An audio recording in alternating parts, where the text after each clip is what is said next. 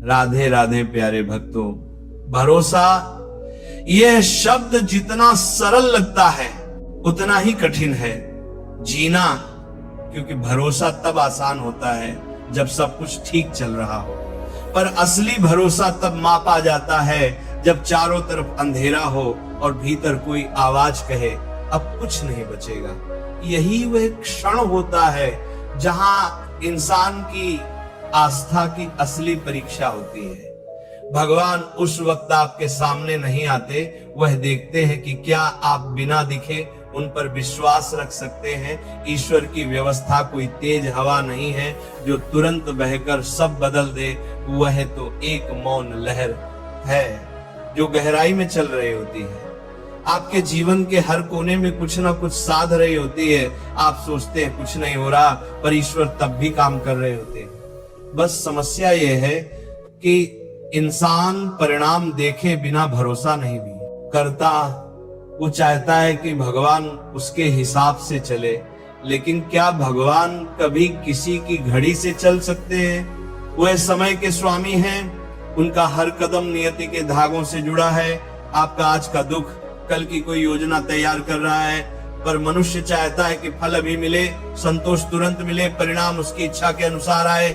और जब ऐसा नहीं होता तो वो कह देता है भगवान मेरी सुनते नहीं, भगवान आपकी हर बात सुनते हैं, बस वे आपकी सुविधा नहीं आपके उत्थान के लिए काम करते हैं। कभी जो विलंब आपको सजा लगता है वही आपकी सुरक्षा होती है, कभी जो रुकावट आपको अन्याय लगती है वही भविष्य की तैयारी होती है। ईश्वर की व्यवस्था देर से नहीं आती, वह तब आती है जब समय परिपक्व हो चुका हो।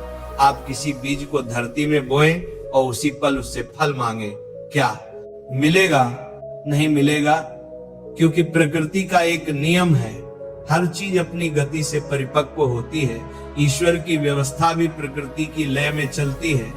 आपका कर्म, आपका मनोभाव, आपकी परीक्षा, ये सब उस समय का हिस्सा है। ईश्वर तब तक प्रतीक्षा करते हैं जब तक आपकी आत्मा वह पात्रता अर्जित नहीं कर लेती। अगर भगवान हर बार तुरंत दे देते जो आप मांगते हैं, तो क्या आप कभी उनके अर्थ को समझ पाते? नहीं, तब आप उन्हें दुकानदार समझते, दाता नहीं। भरोसा तब टूटता है जब इंसान समझ नहीं पाता कि भगवान क्यों नहीं दे रहे। पर जिसने ये समझ लिया कि वह देरी नहीं कर रहे, बस सही पल बना रहे हैं, उसका जीवन शांत हो जाता है। कई बार आपकी प्रार्थना तुरंत पूरी नहीं होती, क्योंकि ईश्वर जानते हैं अभी वह चीज आपके लिए वरदान नहीं, भ्रम है। आप जिसे पाने की जिद कर रहे हैं वह शायद आने वाले कल में आपके आंसू की वजह बन जाए, लेकिन इसीलिए भगवान रोकते हैं। और रोकना भी एक प्रकार की कृपा है। जो रुकावट को श्राप समझता है वह अधीर है, जो रुकावट में अर्थ देखता है वह भक्त है।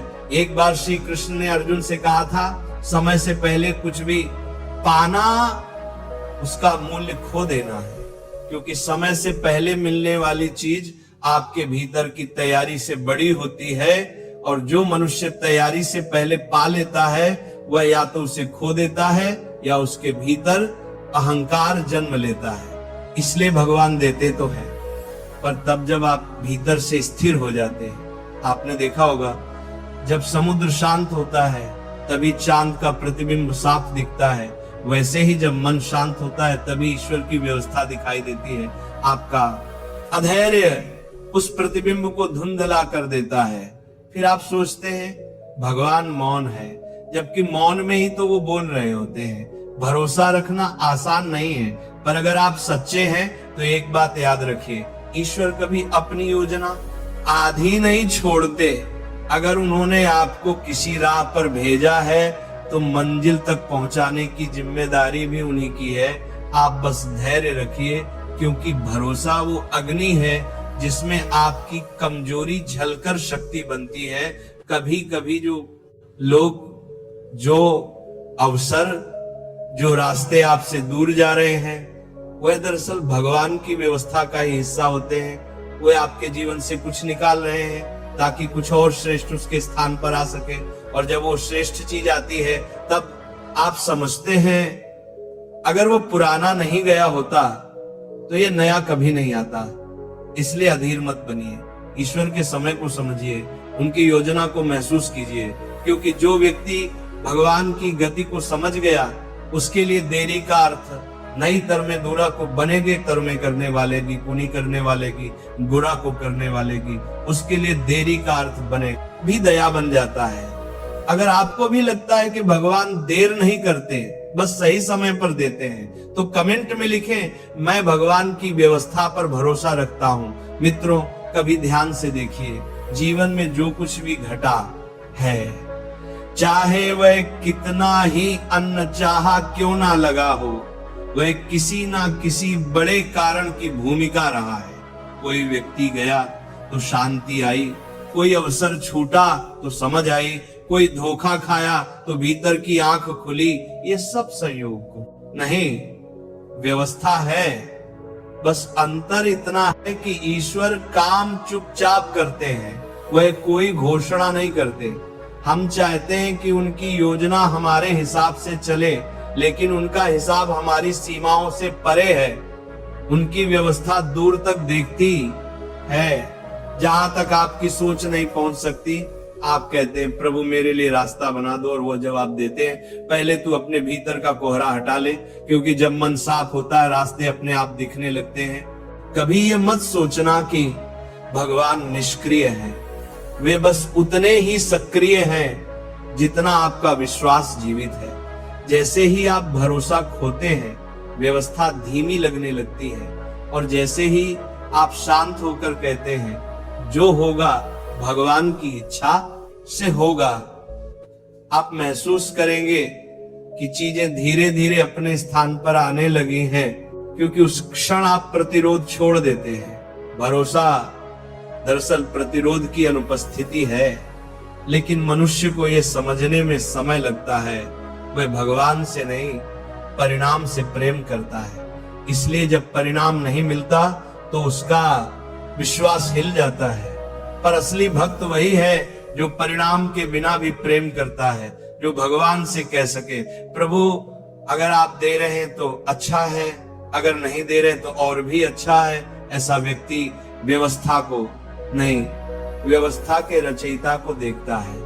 ध्यान दीजिए, आप जो भी चाहते हैं वो आपके कर्मों के वही खाते से जुड़ा है। भगवान उस किताब में गड़बड़ी नहीं करते। आपका हर कर्म, हर विचार, हर निर्णय सब गिना जा रहा है। कभी देरी इसलिए नहीं होती कि भगवान सुन नहीं रहे, बल्कि इसलिए कि आपके कर्मों का संतुलन अभी पूरा नहीं हुआ। जैसे नदी तब तक शांत नहीं होती जब तक उसमें कीचड़ बैठ नहीं जाता, वैसे ही आपका जीवन तब तक स्थिर नहीं होता जब तक कर्मों की गहराई में छिपा कंपन शांत ना हो जाए। आप प्रार्थना करते हैं भगवान मेरी सुनो, भगवान जवाब देते हैं पहले तुम अपनी सुनो, क्योंकि ईश्वर तब नहीं आते जब आप उनसे जोर डालते हैं, वह तब आते हैं जब आप भीतर से मौन हो जाते हैं। मौन ही वह द्वार है जहां से उनकी व्यवस्था प्रवेश करती है, और उस मौन में एक संदेश होता है, मुझ पर भरोसा रखो, मैं देख रहा हूं, बस प्रतीक्षा करो। आपको पता है सबसे बड़ा दुर्भाग्य क्या है? जब इंसान ईश्वर पर भरोसा करने से पहले ही हार मान लेता है। वो कहता है मैंने बहुत प्रार्थना की, कुछ नहीं हुआ, लेकिन क्या उसने विश्वास के साथ की या सिर्फ परिणाम के लिए? भगवान को आपकी आवाज नहीं चाहिए, उन्हें चाहिए आपका भरोसा, उन्हें आपका समर्पण चाहिए। और समर्पण वही कर सकता है जिसे भरोसा है कि सामने वाला कभी धोखा नहीं देगा। अगर आप इतिहास में देखें, हर महान व्यक्ति के जीवन में एक समय ऐसा आया है जब सब कुछ रुक गया था। कृष्ण ने भी कुरुक्षेत्र में देर की थी, राम ने भी वनवास में प्रतीक्षा की थी, मीरा ने भी विष पीने के बाद मुस्कुराया था। क्यों? क्योंकि उन्हें पता था भगवान की व्यवस्था कभी अन्याय नहीं करती। देरी केवल तैयारी है, दंड नहीं। आपके जीवन में जो विलंब है वह दरअसल आपकी आत्मा को मजबूत करने का साधन है। भगवान आपको वह नहीं देते जो आप चाहते हैं, वे वह देते हैं जो आपके लिए आवश्यक है।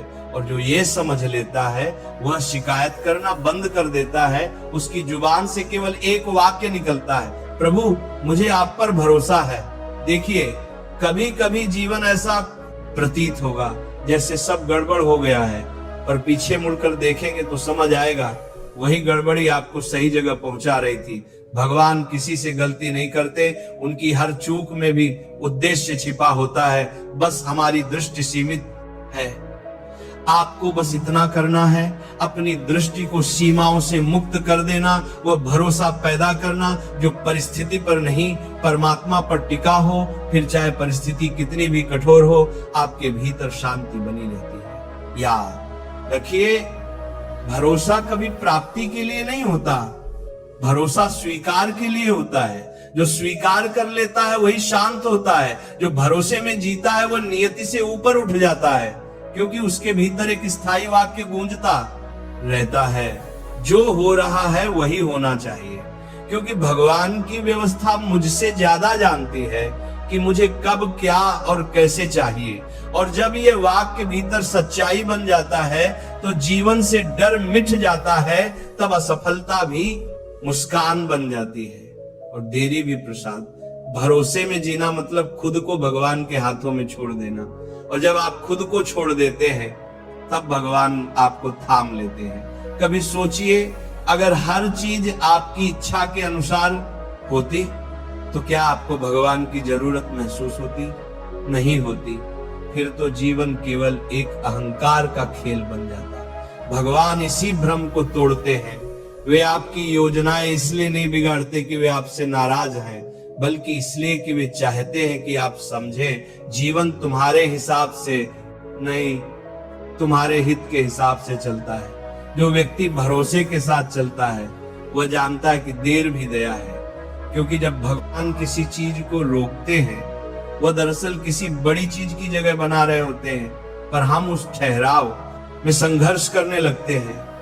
हम चाहते हैं कि परिस्थिति जल्दी बदल जाए, पर भगवान चाहते हैं कि हमारा दृष्टिकोण बदल जाए, क्योंकि दृष्टिकोण बदल गया तो पूरी जिंदगी बदल जाएगी।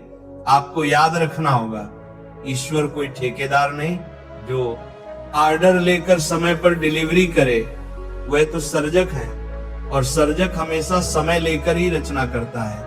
जैसे चित्रकार धीरे धीरे रंग भरता है, वैसे ही भगवान भी आपके जीवन के कैनवास पर सावधानी से रेखाएं खींचते हैं। कभी नीला रंग घना करते हैं, कभी कोई रेखा मिटा देते हैं, क्योंकि उन्हें पूरी तस्वीर देखनी है, आप सिर्फ एक कोना देख रहे हैं। तो जब भी जिंदगी ठहरी हुई लगे, सोचिए शायद भगवान इस वक्त कोई रेखा सुधार रहे हैं, आपसे कुछ छीन नहीं रहे, आपके चित्र को परिपूर्ण बना रहे हैं। भगवान की व्यवस्था का अर्थ समझिए, वह कोई चमत्कार नहीं जो आसमान से टपकता है, वह एक क्रम है जो आपके कर्मों, आपके धैर्य, आपके भावों के साथ जुड़ा हुआ है। जो कर्म से भागता है वह उस व्यवस्था से दूर हो जाता है, और जो कर्म करता हुआ भीतर से शांत रहता है वह उस व्यवस्था में विलीन हो जाता है। यही सच्चा समर्पण है।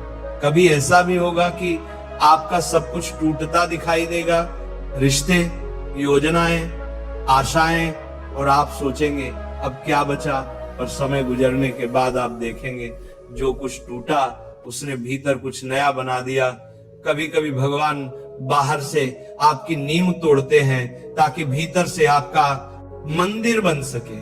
जो इस सत्य को पहचान लेता है वह परिस्थितियों से नहीं डरता, क्योंकि उसे मालूम है जो गिर रहा है वह ईश्वर की योजना में आवश्यक है। आप देखिए, जब कोई संगीतकार वाद्य यंत्र को सुर में लाता है तो पहले उसकी तारों को कसता है, वो कसावट, वो तनाव, वही तो संगीत का आधार है। अगर वो कसावट ना हो तो स्वर भी नहीं होगा।